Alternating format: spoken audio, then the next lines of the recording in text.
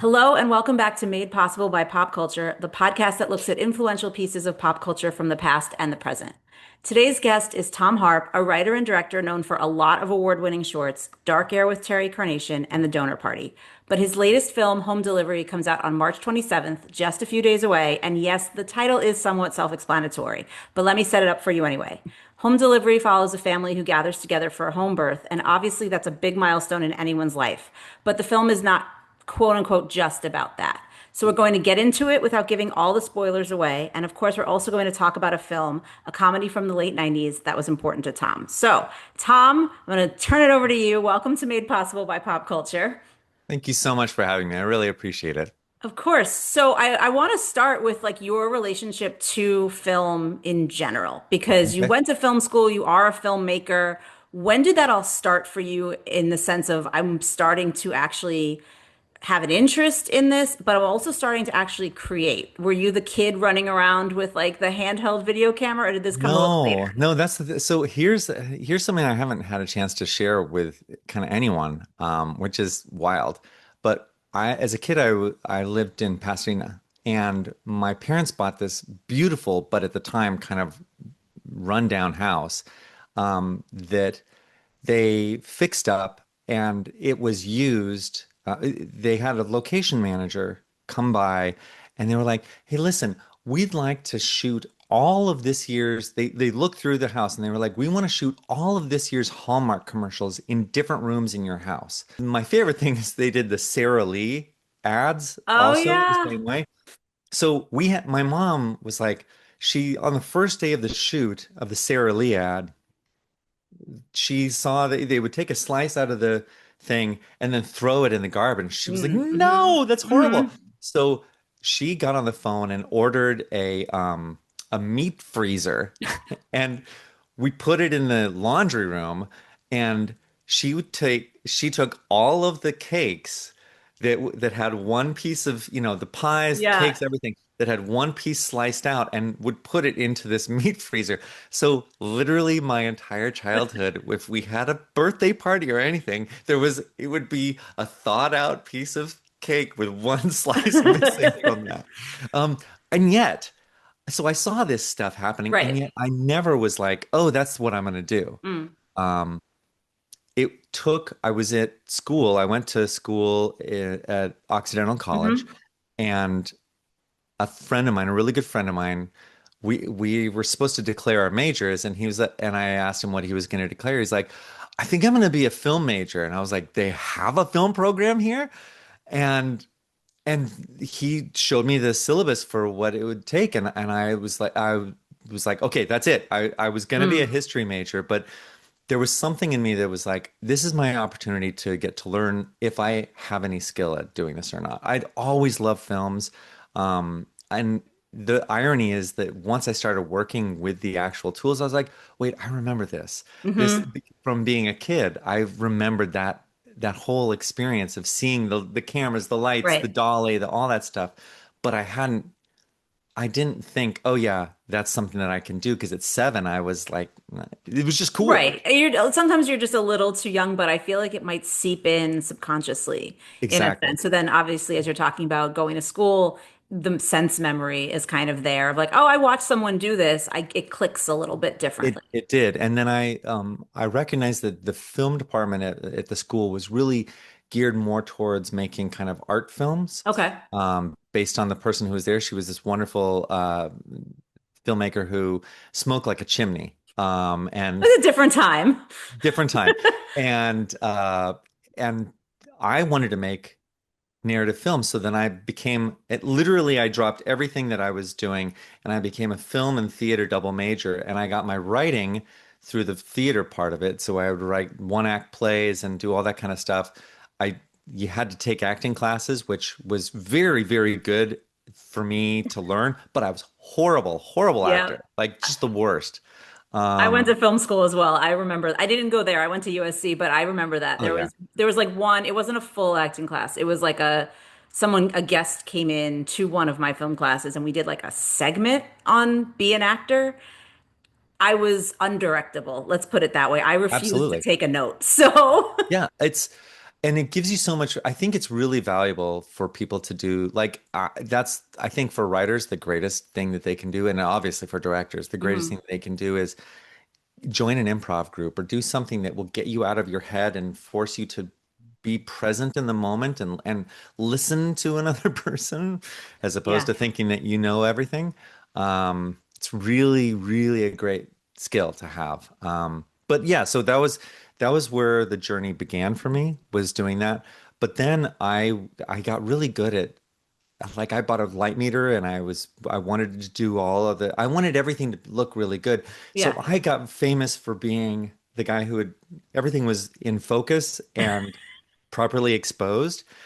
And my It's first I what just want to stop you for 1 second. I don't mean to interrupt you, but like you just said you got famous for that, but that's what you're supposed to do. Like that should be not, no offense, but that shouldn't be special. That should be like, oh, A I plus know. student. Everybody should be doing this. Yes, Okay, yes. just want But to say that.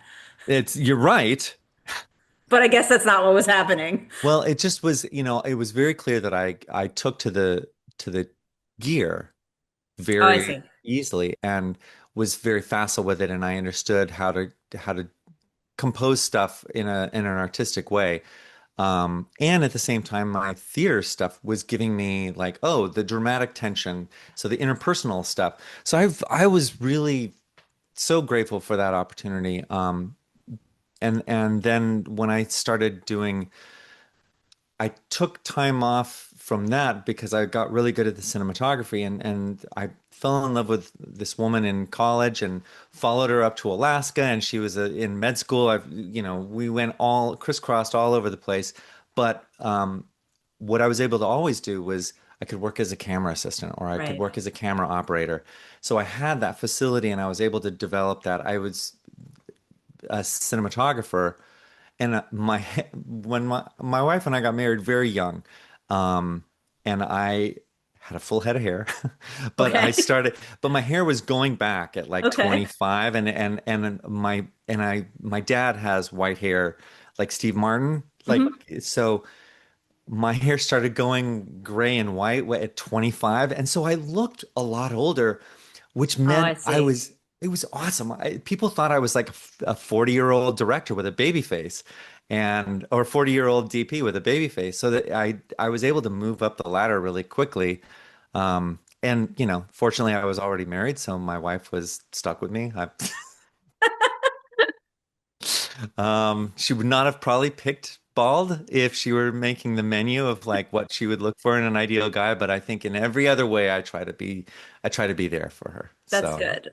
yeah. And we will talk about I was going to ask you a little bit about your real life relationship only in how it maybe is reflected in your films, but we'll get there in a little bit because I do always like to start in the past Hmm. and kind of all of the things that you're talking about already is kind of setting up how, you became the filmmaker you are and the things that you work on today. I want to flip a little to the comedy of it. Hmm. Because you did mention like you wanted to do narrative, even though you were kind of in an environment that was a little bit more artsy at first. When did the comedy come in, and did you have any particular influences in that world that you were like, this is something that I want to develop a style that is similar to, or a trajectory that is similar to? I think that that's the reason why life is so weird. Like I do not have a straight trajectory that makes sense. True. I loved um I always loved comedy, but what I thought of as being like the serious, like I really wanted to be David Lynch. I really wanted to make David Lynch style movies. So my Okay. stuff was really messed up in college. My student films were super twisted and weird and had if they had a sense of humor, it was like a very Lynchian sense of humor. Hmm. Like I was gonna say because I mean there's comedy in some of what he does. He's not known as a comedian, but right. it's not, I don't think there are very few things where there's zero comedy. Exactly. So, but I definitely that was what I was that's kind of the direction that I thought I was going to go in. And then as I said, I got married early and then started having kids early. Mm. Um and the and I this moment is absolutely true. I had my firstborn was cradling my firstborn, and she looked up at me and she was smiling, and it was and she was so happy. And then this explosive diarrhea shot out of her diaper and So got she all wasn't over really smiling. It was passing something. right Yeah. got all over everything. And then I looked back and she was like, oh, so happy. And her face was beaming. And I was like, I love this creature so much with like the depths of my heart. And yet my shirt is ruined forever. And the ridiculousness of that, of Yeah. having the depth of love that was, unfathomable. And also how ridiculous life was. I was like, well, this is what life is all about. Like, Mhm. honestly, this is where this is what, and I can see that in life, and I can see where this is the kind of story that, not that I want to tell scatological stories, but just Sure. that the life being a comedy, because there's so many ways that you can look at life and get very depressed and very sad about the state of the world. Mhm. It's always hard. And when I started looking at myself, and we also went through couples counseling before we had kids, because my wife was like, well, how am I going to be able to be like in med school Yeah. and have a baby? And the guy was like, well, what are you doing? And Oh no. and I was like, well, I've got this career as a cinematographer, and I'm in demand and for hire and blah blah blah. And he's like, is that what you really wanted to do? And I was Mm. like, actually, I want to get back to writing my own stuff. So that holding a mirror up and being like, you can be a success, you can get what you say you want, but it's not what you really need in Yeah. life. And then I recognized, like, oh, well, what is the movie that I can quote like a million? I can quote literally every line from Raising Arizona. I can Wow. quote almost every line from Monty Python and the Holy Grail. There's movies that, and it all depended on what was on cable in the month that we were, like, my mom would get cable for a month for free and then she'd cancel. Oh, okay. I didn't So, even know that was an option. Okay, oh cool. yeah, you could get, like, here's an introductory offer and you can get Mm. for $5 this month, and then at this, if you still want it, you can get it for whatever. So my mom would do that, and we would have the VCR ready and get all Right. these blank tapes and like just start recording. So I saw Raising Arizona and Monty Python and just kept seeing, and I'd stay up late to watch Saturday Night Live and all this stuff. So all these things that were there in the bedrock of who I was came out, and Hmm. it was so much easier for me to tap into the comedy than it was to kind of find a Lynchian world and to play in. And I think that that's the thing, is when you find your voice, it's just, I just started writing. And the more that I wrote, the more I found my voice. Hmm. I didn't say, this is what I'm going to do, and Sure. then it came out that way. I just kept working at it and iterating, like a stand-up comedian will do. Right. They know, oh, I have a couple jokes that I know are going to really work, I think, and I'm not sure about these, and I'm going to keep working them. And then when they get to do their taped special, they know they've seen it 100 times in front Yeah. of an audience. That's kind of what I feel like my short films ended up being, was like, that was where I got to practice the stuff, making mistakes, making stuff that was like, oh, that was not really that great, or but like, I kept getting better at it. Right. I mean, it's your 10,000 hours. Everybody is going to Exactly. start at a certain level. It might not be zero, but it's not going to be 100, and you're just going to Yes. get better as you work the muscle.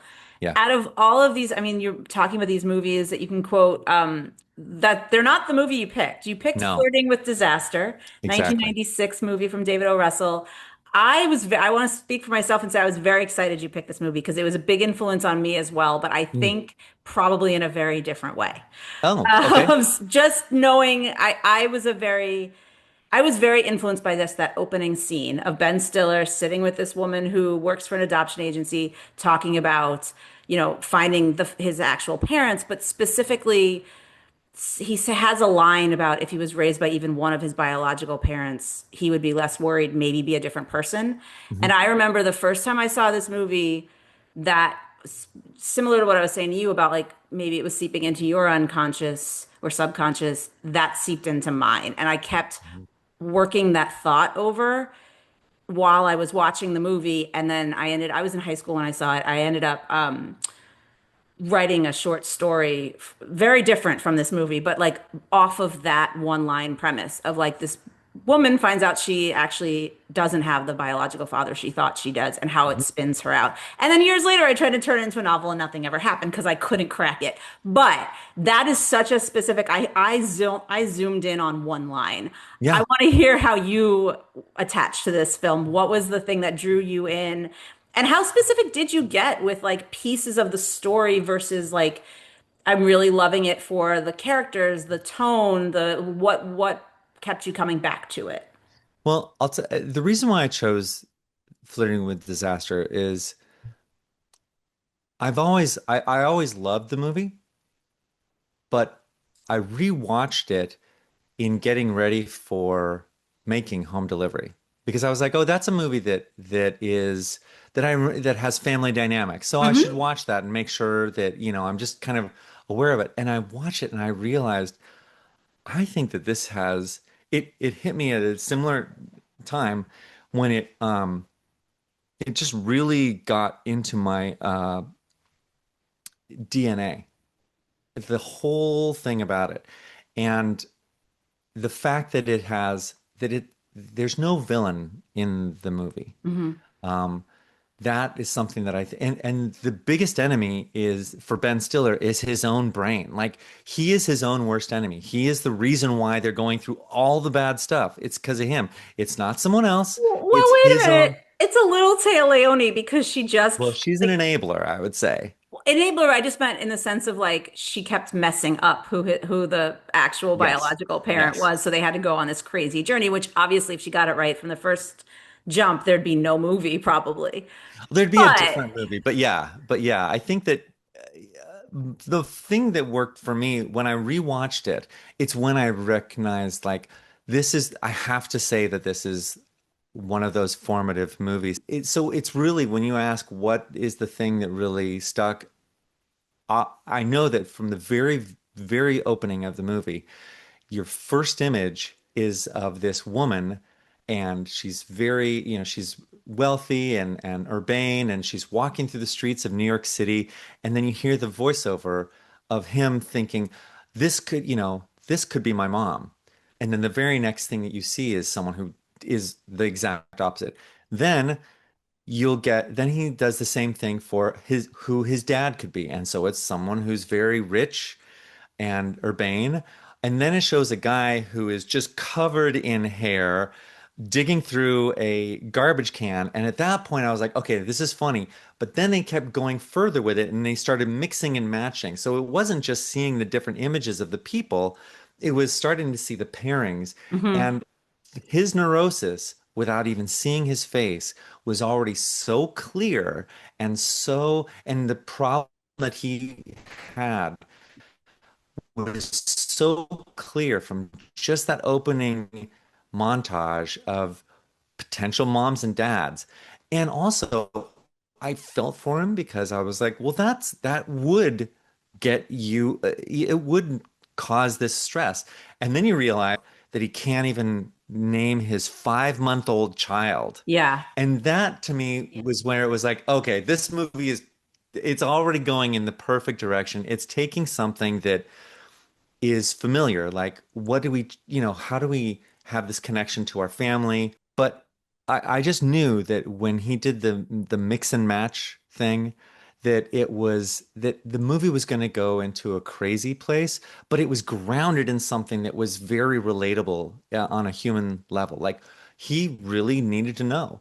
And I feel like that gives the filmmaker the permission to go absolutely insane because it starts from a grounded and very real, heartfelt place. So that again, I think that, as much as I absolutely adore Raising Arizona, and I do think that at its core, it is a love story. It's Mm. about parents and and it has a grounded aspect too. But I just felt this strong kinship when I rewatched Flirting with Disaster and just could see how much it had influenced me in a way that I hadn't realized before. So then I put it on my letterbox page. I was like, okay, something else has to leave because I have to put Flirting with Disaster in. So it's interesting to hear you talk about that opening section and those pairings because that is a very specific detail to this film. I feel like this film has a lot of that. Like just even a few scenes later when Taya Leone is meeting Patricia Arquette, who plays Ben Stiller's wife, and she's talking about divorce and she like licks her ring and it's like it's almost like stuck on her finger, but it's also just this like weird little quirk. There's just a lot of that in this film. And when you talk about it being an influence on you, does that come into play in terms of like finding those really minute details, Yes. planting them in at the script level, or are you more of I plant them in on set with director level? In the best case scenario, you do a lot of work in the script that inspires actors to bring more of themselves to it and more ideas to the table. Like if you're giving them something that is incredible, the nicest thing that I've ever heard was when Malin Ackerman on the Donor Party said we could do this script exactly as written and it would be hilarious. But I want to bring Rob Corddry in because he's going to add special sauce. Mm, And that's, like of course, that's what I want. I want people to have that. Like, I want to be able to have the script be so fertile that they can dig in and find something great and then add to it. Because if it's only as good as my script, I had my script already. It's already mm, done. yeah. Like, I want it to be the thing that makes it unique, which is the thing that, when an actor finds the thing that they connect with and they amplify it. And so I feel like as a director, it's kind of like that improv thing of saying yes and sometimes you have to say, yes, that's a great idea. I can't do that here because it's going to derail this, but let's take that spirit and find another place to Hmm. layer it in. But yeah, to me, that's really, I I love the specific. When you said the licking the ring thing, I have wrote that down in my notes too. I was like, what a great way for her to say that she could do it if she just muscled it a little, but she's not. She hasn't. It's also like that was one of those things where I was like, that felt like something she and the director worked out. It didn't Totally. feel like anybody would put that in the script, right? And Yep. then there Exactly. are also other little details like, and this might have just been an error, quite frankly, but like when Lonnie's pulling the quail out of the oven, he's not wearing an oven mitt. And to me, that speaks to like this crazy kid. Hmm. But then maybe that was just a mistake. Sometimes I think we do analyze it Sure. to the nth degree, and maybe it's, not always there to serve the character. I It's mean, just my kind of, favorite quote about that is someone asked Akira Kurosawa about this one shot in his movie Ron, and he's like, "Why did you compose it in this way? It was so fascinating the way that they did this thing." He said, "Well, if I panned slightly to the left, I'd see a power plant, and if I panned yes. slightly to the right, I'd see a train." Yeah. So that's the reason why I was there. So you talked about, the family aspect of Flirting with Disaster, and there are so many characters, both from Ben Stiller's family and by family I mean the people who raised him Mhm. and his wife, and then also from the people on the flip side of like they may be his biological parents that we meet along the way. And they're all such unique characters. Who stood out to you, do you remember, on that first viewing as like someone, performer or character, that you were like, this is someone I have to really watch? And how did that change as you went on in life and then, watched it multiple times and started using it, as you mentioned, as like a Sure. inspiration for your own work? Um, I remember. And it was delightful the first time, and it's delightful every time I watch it. Richard Jenkins, just his whole the moment where Richard Jenkins, who plays the FBI I'm sorry, ATF. Well, but I should Um, even point out, yeah, I was specifically saying family, and then right, yeah, there are these two agent characters, Richard and Josh Brolin, who yep. like get in the mix in a crazy way as well. And he's the one that I just absolutely connected with the most. I think that first of all, the thing that blew my mind is because as a kid, we didn't watch a whole lot of TV growing up, but the Mary Tyler Moore Show was a show that I knew about and, my mom liked. And so occasionally I'd seen that. And so I knew Mary Tyler Moore from that.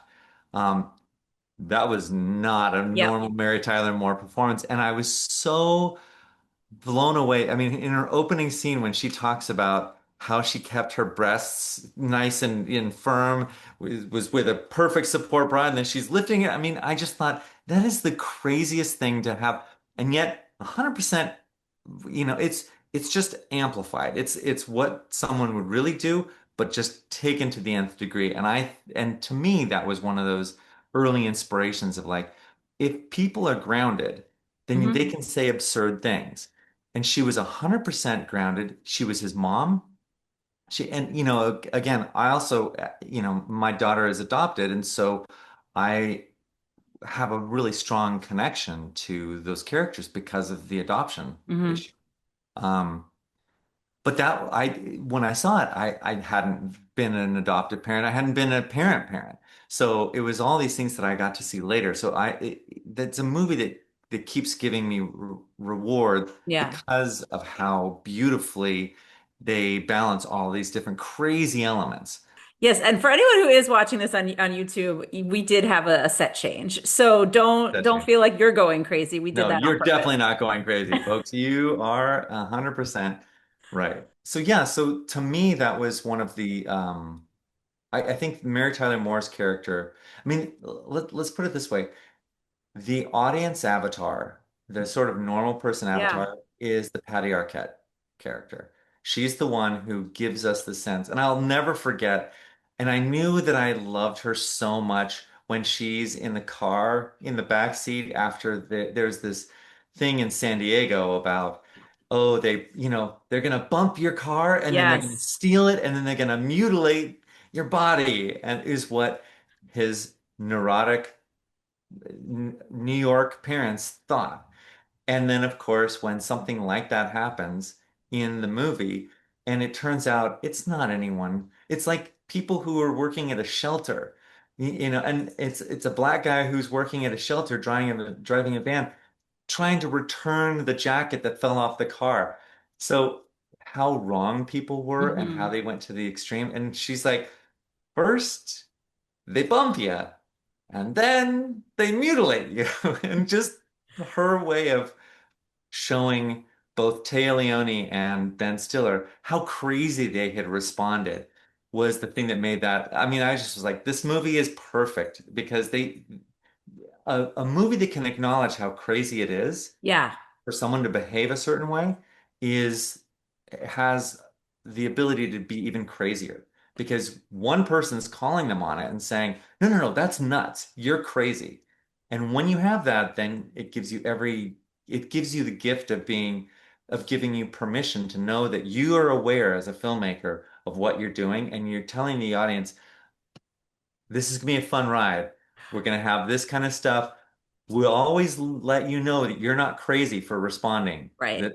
for thinking that this is crazy. It is crazy. And So that's, you just use the word fun ride or the term fun ride. And I think that's also really important about this film because him actually getting to meet the people who are his biological parents, to me, almost feels like not the point.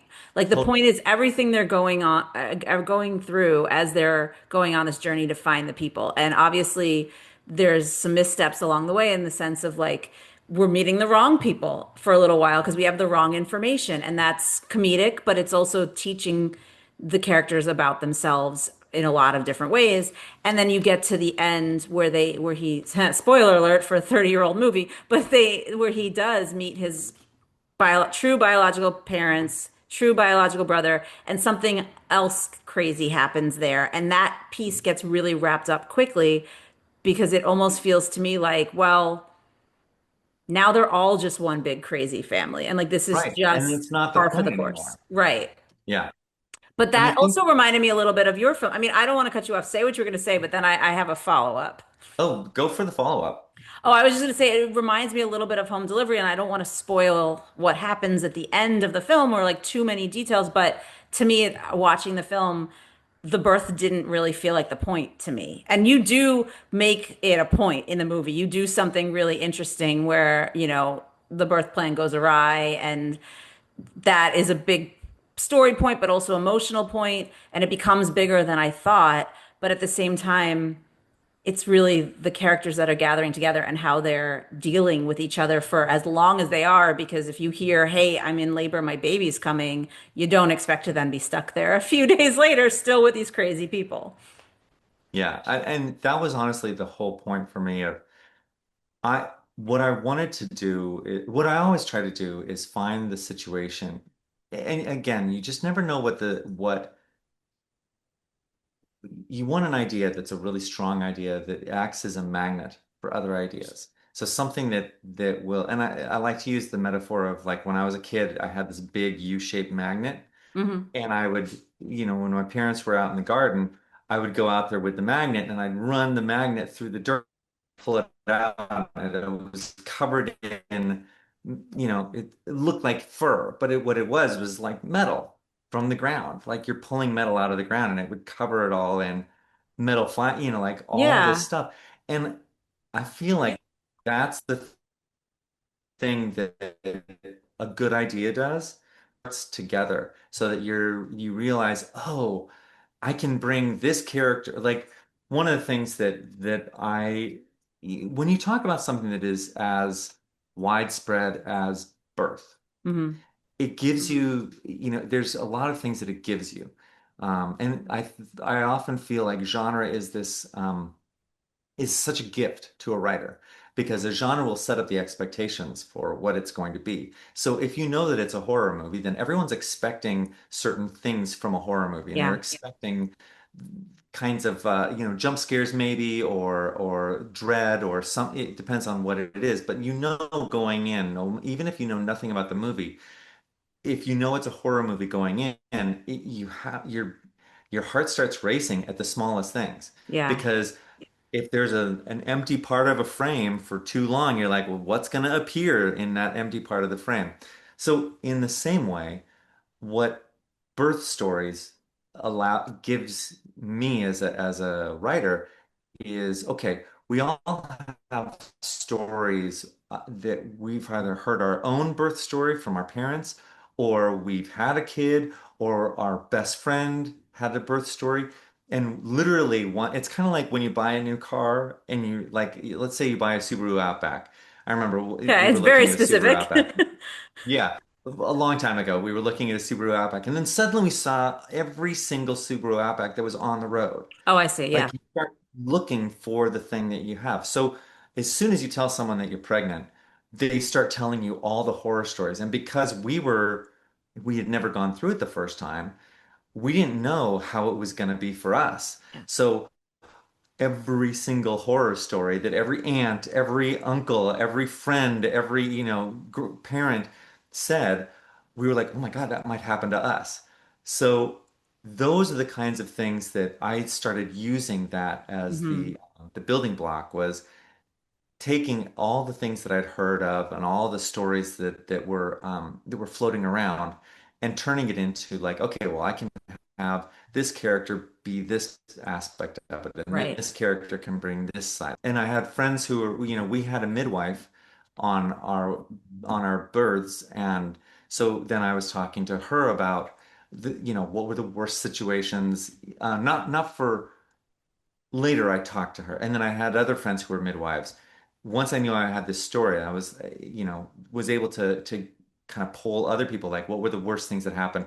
What are the things that make it a nightmare for you as a midwife? Okay. So those are the ways that I was able to bring all those things together. But again, the main thing was here's the story about a family reunion centered around a birth. So I knew it could be comedic, and in the same way that Flirting with Disaster, it's a family story that uses the mechanism of looking for your birth parents as the magnet for that story. Hmm. And then everything else kind of comes together. The agents are going Right. through their plans either to adopt or to do artificial insemination with their friends. And it just, everything becomes a mirror to the main story. And I love that. I just want to say that it scares me to hear you say all of your friends were telling you the horror stories about pregnancy and about births. Like to me, that is the nightmare. Like if you tell somebody you're pregnant, it's supposed to be like, "Oh my God, congratulations, you're gonna love X, Y, and Z," not, "Oh my God, I almost died," or "Oh my God, this was." But you did answer a lot of my questions kind of in that answer, in the sense of like how much of this film did you pull from research versus experience? Because the idea of a home birth is so specific to a certain type of person. Like I would never feel comfortable with it. I'd be like, no, no, I need all of the medical people who know what they're doing around me at all times. And no offense to this one midwife, but that's not enough. Hmm. And yet it is for these characters. Well, until it isn't, but that's maybe a spoiler, so I won't get into that. So walk me through, I guess, what came first in the sense of the character types in this family, or the plot structure and the situation of just how much time you needed to spend with them pre-birth, and then as she's in labor, the complications that come with it. I think that writing is one of those things that there is no prescriptive way to always write, and you'll find the answer as it happens. One of the things that really helps me is that I don't write in sequence. I Okay. outline. So I kind of know, I have to know, first of all, I have to know what the characters want. And then I have to know what it is that they need. Because I feel like the best stories, for example, Little Miss Sunshine, Mm, everyone in that movie has a very clear want, but it's not what any of them need. They don't need what they want. They need something different. So that was a very early, for me, that movie resonates a lot as well, and that was on my list of like, I could talk about that one too, um, because it has family dynamics. It's family sure. that also reflects back, and it's something that I really relate to. Um, but I think that one of the things, and it's got forgiveness, which is one of the most important parts of uh, for me, when you get over yourself, that's when you begin to forgive yourself. You start to grow, and you have a better chance at happiness. So one of the things that I really need to know is, what does everyone want? So I knew if I'm going to have a home birth, well, then that says that someone has a very specific want. They want a natural thing. Well, why do they want a natural thing? Right. This is not a spoiler because you find it out really quickly. This is a woman who had been addicted to, we don't say exactly, Right. but she met her husband in rehab and they got pregnant right away. Which is a big no-no for those rules, by You're the not way, supposed to do that. There's a right, which I lot of found stuff. really interesting. I think that says a lot about these characters and about like where they are in their life. Yes, exactly. So we have these people who have addiction issues. So the appeal of a natural Right. birth with everything feels like, oh, I don't want the thing that's gonna remind me of that other stuff. So that's a clear want. Of course, I can't let her have it then, because that's the thing that's what makes it a comedy, is that we have to have this really, I think that what comedy works best with is when it's this idea of like, it seemed like a good idea at the time. Right. I feel like that's an engine that for me I keep coming back to, because first of all, I like characters who want something. Mhm. And so when you say it seemed like a good idea, it's because you had a thought that you really wanted, but you haven't thought it all the way through. If she had thought through what could potentially come up, Mm.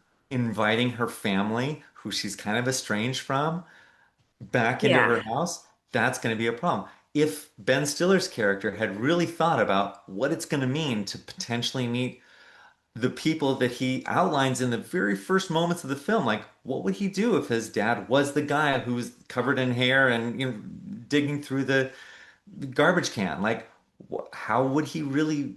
I don't Hmm. think he really thought that through. Like, Right. so to me, that's a very rich character to start with. And it's a great character trait. I think that passive characters are really problematic in Hmm. stories. And so you have to want something. And then when you want something, then it's that whole, it's coming up with the thing that makes then you make the journey as hard for them as possible. And each person wants something else in the story. Right. And that's, that's the other thing for me is making sure that everyone has a clear want. Um, and what they need is something that they didn't expect. And that's the thing that brings them all together in the end. And I think that's the same thing that happens in Flirting with Disaster. Again, it's like when I watched it, I was like, wow, this really is deep in my Yeah. DNA.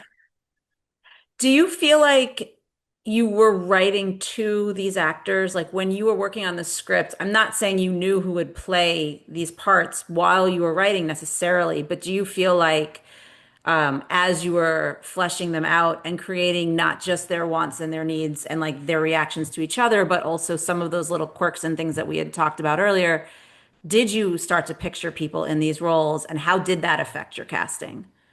I'll tell you the in both of the movies that I've done, I've had one person who I wrote the part for. Okay.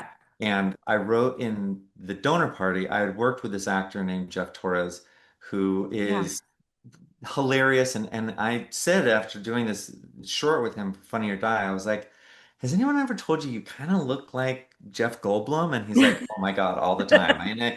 And then when I was thinking about that movie and I needed to have a character come in and disrupt the entire party and do something that and create the X factor where no one knows what's going to happen next.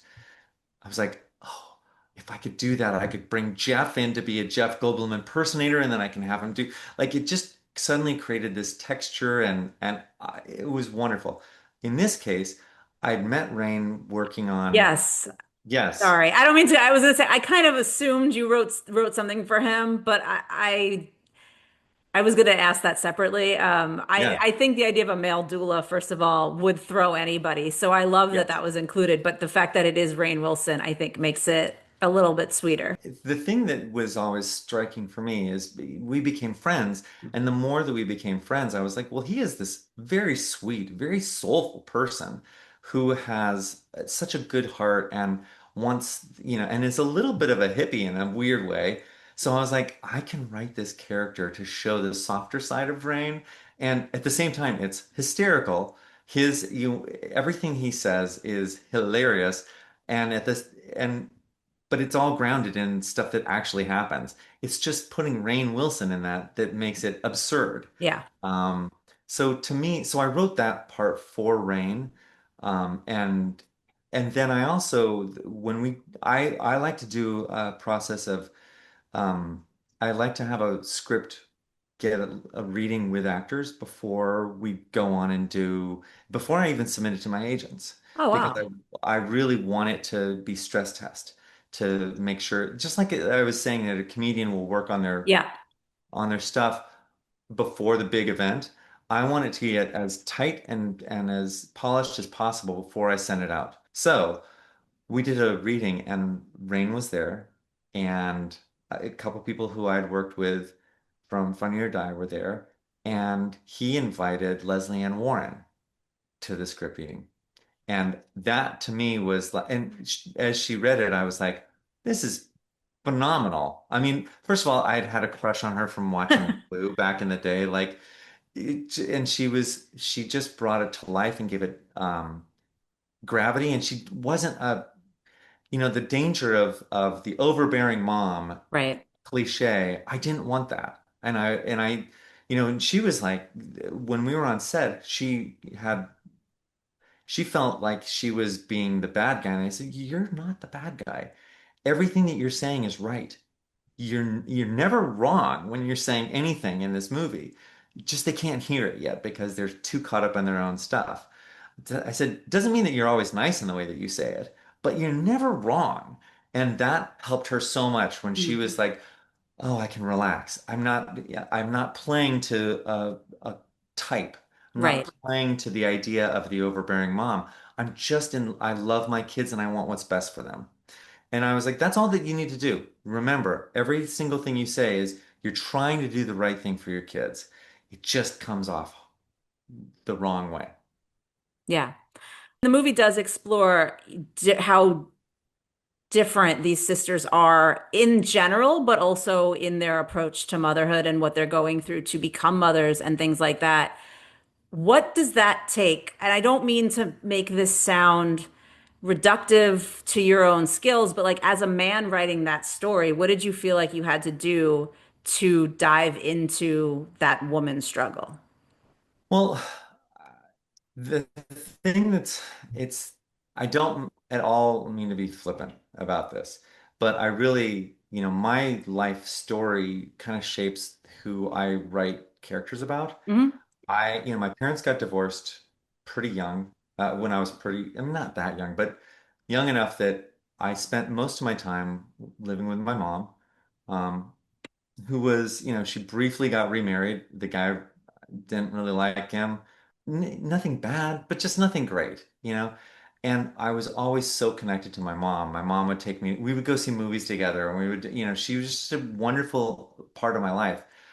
And when I was a kid, I had asthma, and I couldn't go out in really smoggy days. So when I was here in LA, before the air got cleaned up, it was really tough for me to go outside. I get really wheezy. So I ended up being the fat kid, and I wouldn't get picked to be on teams. And so I ended up just playing with the girls. Um, and from a very young age, like 5 or 6, I had girls come over and have play dates at my house, or I'd go to their houses, and so I've always been really close to girls. Mm. And there were times when growing up, and especially when I hit puberty, and I was like, "Oh, I would love to date you, but I'm a friend, and I Mm. would much rather be the friend. I wanted to be trusted. I wanted to be the good guy. And I learned so much from all of my friends who were girls about like what not to do. So my wife should call them all up and thank them. Um, but it's very, and when I was in college, I was a resident advisor, and I was always, so I had to, I think that being kind of a professional eavesdropper is one of the things that is one of my skill sets. I love being around people, and my kids joke like, "Be careful what you say in front of my dad because he's going to use it." Yeah, yeah, Um, yeah. so there's that, but also I love people, and I love, um, and I think that I just have been around so many women in my life and I've been privy to, because I was the safe guy. I like when we had kids, I was the only stay-at-home dad at the time. So we would go to the playgrounds, and I'd have to be like, okay, I'm not a creepy guy. That kid over there, that's my kid. I'm here for that kid over Right. there. And so then we would get invited to their play dates, or I had to invite people over to Hmm. say, we're okay, we're safe people, we have the right snacks, we won't bring peanuts and all that kind of stuff. And so it's not hard for me to tap into those voices because Hmm. they're my friends' voices, or whatever the case is. And my wife has a sister, so I saw that dynamic. Yeah. And there's some of that in there. But I really, it's just, I think that if you're a writer, you have to be able to find the things that hurt in yourself. So for me, being a fat kid, as soon as because the original script, she was just a model. She Hmm. was not a plus size model. And that was a suggestion from a producer. And it was like a key unlocked in my brain. And I brought so much more of that little kid hurt into that character. And that kind of self-loathing, and how she's gone past the self-loathing and gotten Hmm. to being like proud of who she is, and her parents and her family who can't get over the little kid version of it need to get over it. Yeah. And it's that thing of, I didn't expect that when I first wrote the story, and it was the model. I didn't have that in it at all. It just was the issues of someone who had been an addict Hmm. and had, and had that going on. Well, why was she an addict? Like it became that thing of Right. like, oh, I like this so much more now. It gives so much more depth. And then it just made it up. Then it's also that great thing of, you can get someone like Melanie Field, who is wonderful, but not as familiar to audiences. Hmm. And she really gets to shine. Yeah. She gets to be not the sidekick like she is in A League of Their Own. She's the driving force, which is it's delightful for me. And a lot of what you're talking about feels like it making these little changes and unlocking these pieces, that's where a lot of, I think, the emotion comes from in this film. And like certainly the little bit of the turmoil between the characters, but just a lot of the heavy is not the right word. A lot of the, as you said, deeper and arguably more important pieces of like healing that they have to do. But you seem to walk a really good line of not forgoing the comedy, even when you're doing that. What's the key to that? Well, I think as a survival skill, if you feel real, if I'm ever really down, I'm like, well, what's the funny version of this? Like, what's the ridiculous thing in this situation? As soon as I can find what's ridiculous in this situation, then I can start to or why am I having this angry reaction? What is it and I can almost always find a way that it's some reflection of me that I didn't think about that and I need to deal with that. And that self-awareness after the fact, I think that I'm not the person who is in a room and like I have a friend who's brilliant and fast and he's always coming up with the zingers right there. I'm always the one who's like driving home, oh, this is what I should have said and Oh all that yeah, stuff. yeah. And so as a writer, it's great because I get to say it, I get to write it in. But for the the way that I look at all of those things is that the joy has definition because of the pain. Um, and my favorite filmmakers all understand that. Like I think that you look at broadcast news, and in the first 10 minutes of broadcast news, there's Holly Hunter crying into the pillow, and then like going on. And that seems absurd, but at the same time, it's so human. It's so absolutely locked in. And it's just to say more about Holly Hunter when they in Raising Arizona when she has the baby Yeah.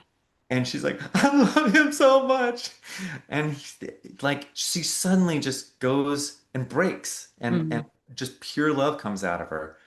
Um, to me, that's where there's the gold. Hmm. Like that's the most important thing. And when you can find those moments where it's like the ugly cries. That's where it is. It's not the single heroic tear that comes down. It's the one where it's like, like it's those, I'll never forgetting Sarah Marshall. Jason Hmm. Segel, Oh he's done yeah. so well with Shrinking as well. But he goes to that place where you can feel how he's hurt. Hmm. Um, and then you get to experience the high of his joy because you've gotten to see him at his worst. I will speak for myself again and say that one of the funnier things I did think about in this movie that is probably a smaller thing Mhm. is the fact that Donald Faison's character is supposed to be working the Emmys while his wife is in labor. And like that's just such an LA thing. Where did that come from? Is this a real story or is this just like we needed to give him a cool job and something that like Jimmy Simpson, who plays his brother-in-law, would want to help him with when we realize we need him here for this birth? I will, again, you want to make every decision as impossible as you can for everyone. And one of the things that I really loved, so a friend of mine across the street bought an old Mercedes, not a Mercedes, an old limousine. It was a white limousine, which is why this one's a white limousine. And I was like, this is like a pimp mobile. And he was like, it is a pimp mobile. And it just made me laugh so hard. And so I thought, oh, well, what if that is the thing? Like this guy, he's, there's a scene that we had to cut, where he talks about how he had started out as a roadie and he was a roadie for the Red Hot Chili Peppers, and he did, but that got him into trouble with Yeah.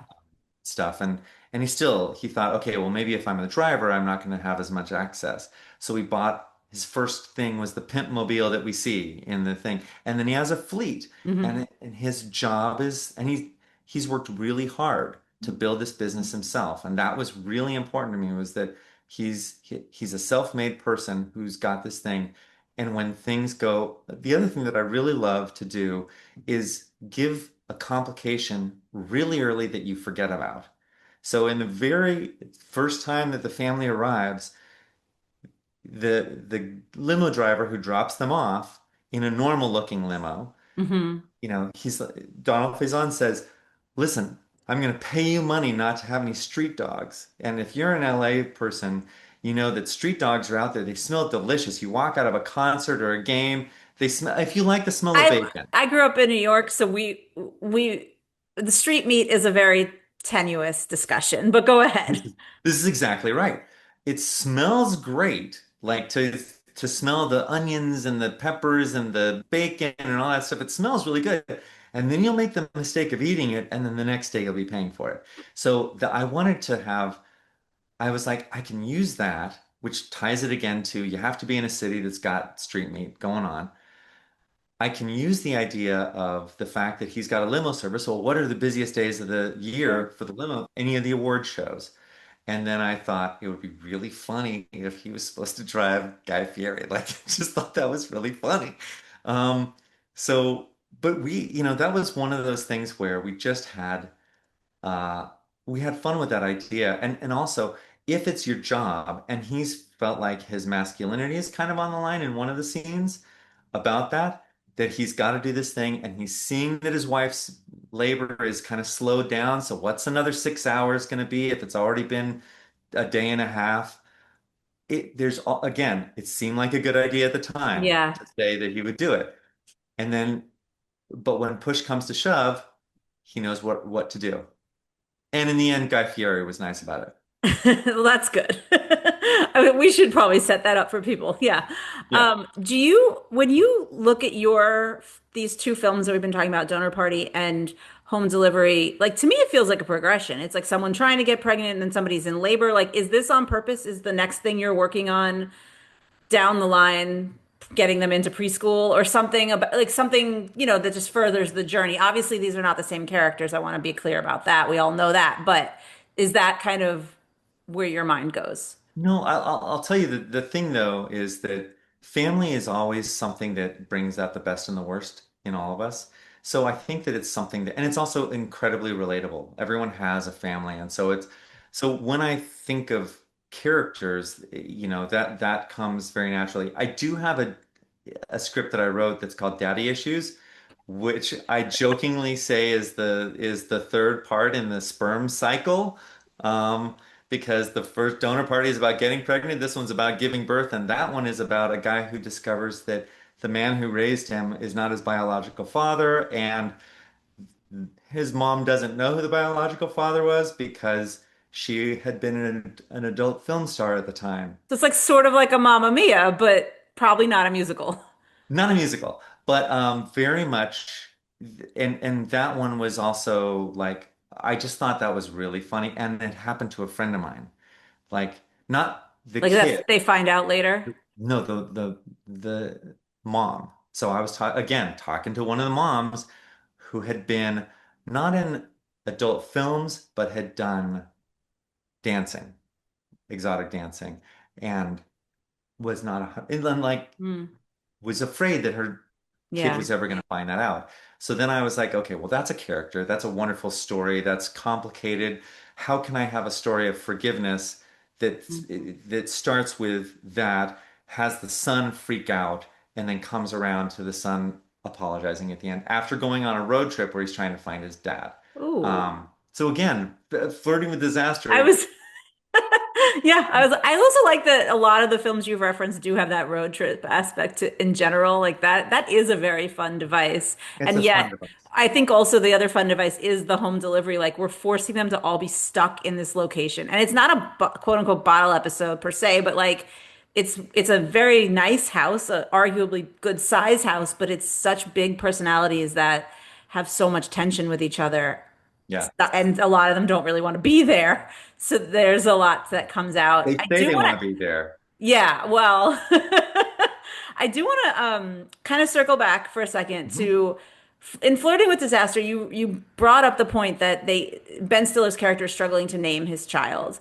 And, again, spoiler alert for a 30-year-old movie, but at the end of the movie, he gets to the place where he can. And they decide to name the baby Garcia after Jerry Garcia because of a story that his biological parents tell, which I'm sorry, a white child named Garcia, I don't know. But That's going to be its own, there's going to be therapy there. It's guaranteed, it's baked in. That's the the reason, secret. yeah, the reason I'm bringing this up is because I'm wondering how important it was to you with home delivery to name the baby. Oh, Is it so like the Chekhov's gun? Like, does it feel like that's something you have to do? So this is actually the part that's ripped straight from my wife's life. So there was an there was an Aunt Allura that like both my wife and her sister really, really wanted, if they had a daughter, they wanted to name her Allura. And it was kind of like a race, like who's gonna have, so we didn't, so that was, we knew that that was going in, that they had this thing, it's like, oh, who's gonna get Allura?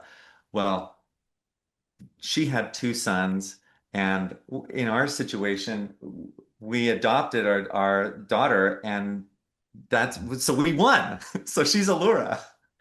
I like that you also said we won. Yeah, oh, trust me, it feels like we won, and everyone understands it. And the only reason why it's fine is because they decided they only want to have two kids. Okay, okay. So, but Allura was like the name that Mhm. was wanted. So I knew that was going in. Then the other side of it is we didn't want anyone to judge the name that we had come up with for our first child. So we kept it a secret. And so I thought, let's put both those ideas together and I'll put it in Mm. the movie so that the name's a secret, but it has meaning. And it's like, oh, are they gonna? So we were trying to find out the name.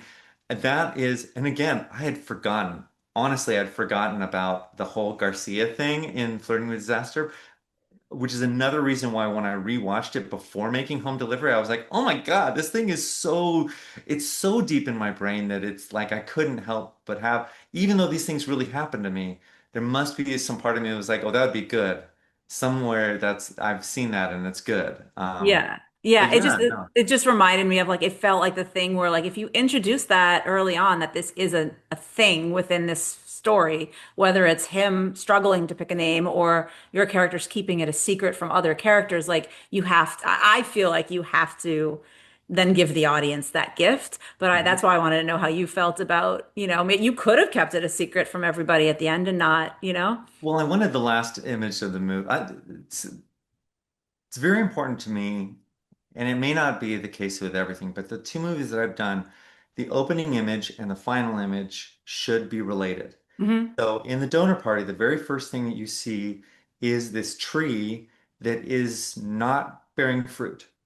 And she's pushing it, she's at the nursery pushing this potted plant through. It's doing well. It doesn't look sickly, but it's not producing fruit, which was then as soon as as soon as she's told, oh, it's probably not going to be able to ever have fruit, it just brings up all her issues of like, oh, I don't have my kids, and so she starts crying there, and it's an awkward, horrible scene. What's the last image of the movie? It's her chosen family, her close friends, and watching that she's not only pregnant, but she's extraordinarily she has three kids coming. So it goes from the fruitless tree to the very, very fertile thing. I thought that would be a funny commentary. Like, and it's you're getting what you asked for, but be That's careful what true. you ask It's a for. little bit more than you asked for. Exactly. And so the opening scene of Home Delivery is, and no, it a baby is delivered. So it's, the opening scene of Home Delivery is the couple before they have a baby. And then the final scene, they're in the same place on screen as they are in the opening shot, but there's now a baby between them. And I thought that was a wonderful way to bookend that story. And with something that the final scene has a lot of, it's a very heartfelt scene. So I wanted to end it on a note that would be funny. Mhm. And so the runner of the name, I'm not going to give it away because Right. but it pays off in a comedic way, and Yeah. we get to leave on a funny note, and that to me was really important because I don't want to be maudlin ever. So if I can just find a way, it's like, this, if you can find a way to make a very funny joke at the very end and then just like cut to black, Right. which is what we did, then you get, it's like, that's what sketch comedy taught me. Get in, get out on a joke and leave. Lights out as Right. fast as possible. It's true. It's kind of like, well, I'm leaving while I'm on a high note, leaving you wanting more. So then everybody can come back for whenever daddy issues is ready. There you go. All right. Well, thank you so much for coming on today. Well, thank you for being so patient with Oh, this. please. Like, That's nothing. Are you kidding? We're doing this over Zoom. So like I'm expecting technical. And I say all the time that I'm not an audio engineer, so half the time I sound so much louder than people and I'm like tweaking it and I'm still not perfect at tweaking it. So I well, thank you for hopefully the bearing with microphone that. picked it up and it's all clear and you got everything you needed. But I just want to thank you so much for giving me the reason to rewatch that movie again. It's such a delightful movie, and if I ever get a chance to meet any of them, that would be the very first thing that I talk about. Would be how much I adore that movie, and I just think it's one of Ben Stiller's best performances. It's stellar top to bottom. I love it, and it's so thank you for Yeah. giving me the impetus to watch it Of again. course. I mean, I love it when people actually rewatch before they come on, so that it's fresh in everybody's mind. And also, like, I do think, seeing it for the first time when you were in college is a very different viewing experience from then seeing it now, years later, Especially after three you've had kids all this later. experience. Yeah, Yeah. exactly. And here's where you can find the things that we discussed on today's episode of Made Possible by Pop Culture, the podcast. Flirting with Disaster, the 1996 feature film, is streaming on Paramount Plus. Tom's last feature, The Donor Party, is streaming on Hulu, and his latest one, Home Delivery, is out March 27th, so again, in just a few days. I've been Danielle Terciano, your host and producer of the podcast, and again, thank you to Tom for coming on today, and thank you all for hanging out with us when he did. And remember, new episodes of Made Possible by Pop Culture, the podcast, drop weekly, so there's a lot more coming up in the next few weeks, rest of the season, however you want to describe it, so stay tuned.